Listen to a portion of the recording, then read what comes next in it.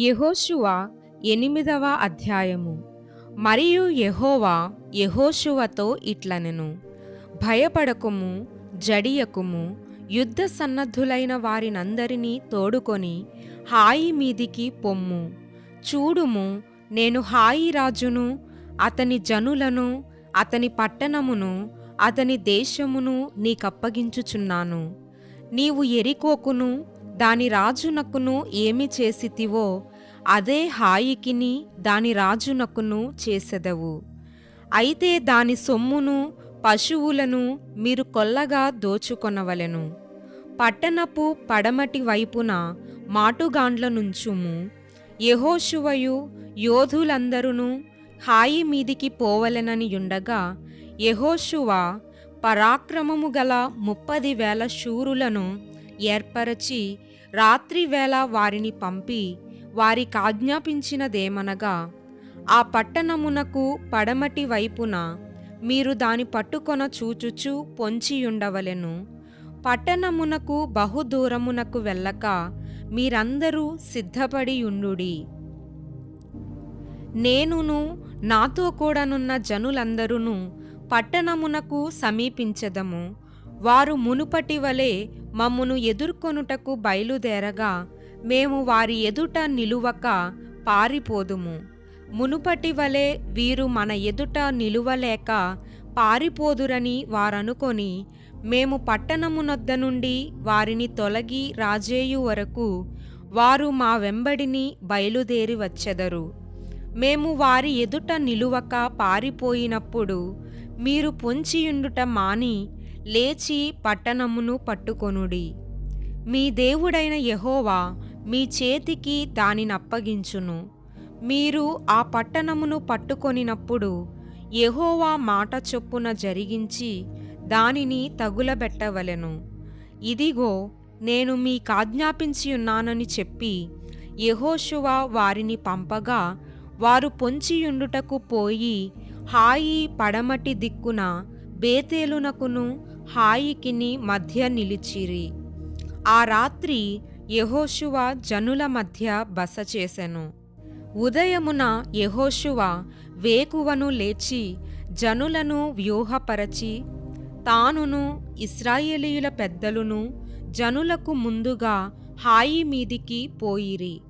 అతని యొద్దనున్న యోధులందరూ పోయి సమీపించి ఆ పట్టణమునెదుటికి వచ్చి హాయికి ఉత్తర దిక్కున దిగిరి. వారికిని హాయికిని మధ్యను లోయయుండగా అతడు ఇంచుమించు 5,000 మంది మనుష్యులను నియమించి పట్టణమునకు పడమటి వైపున బేతేలునకును హాయికిని మధ్యను పొంచియుండుటకు ఉంచెను. వారు ఆ జనులను, అనగా పట్టణమునకు ఉత్తర దిక్కుననున్న సమస్త సైన్యమును, పట్టణమునకు పడమటి దిక్కున దాని వెనుకటి భాగముననున్న వారిని ఉంచిన తరువాత యెహోషువ ఆ రాత్రి లోయలోనికి దిగిపోయెను.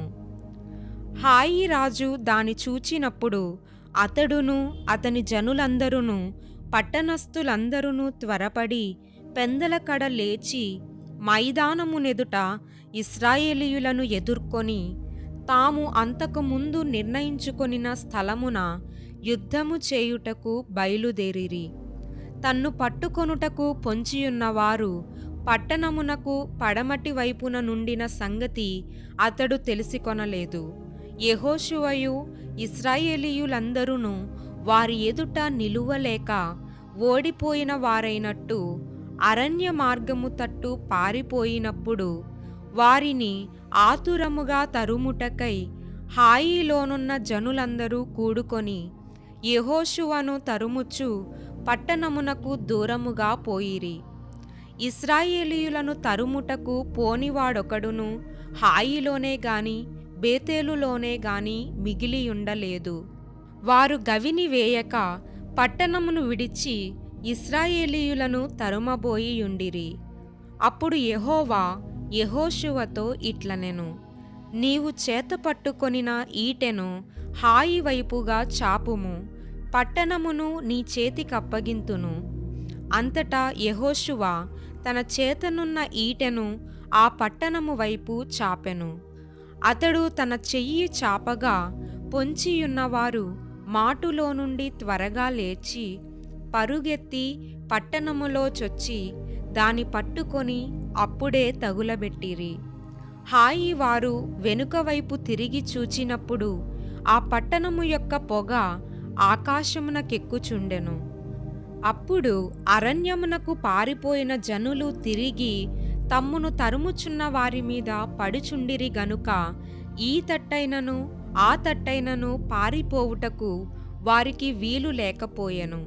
పొంచియున్నవారు పట్టణమును పట్టుకొనియుండుటయు పట్టణపు పొగ ఎక్కుచుండుటయు యెహోషువయు ఇశ్రాయేలీయులందరూ చూచినప్పుడు వారు తిరిగి హాయి వారిని హతము చేసిరి.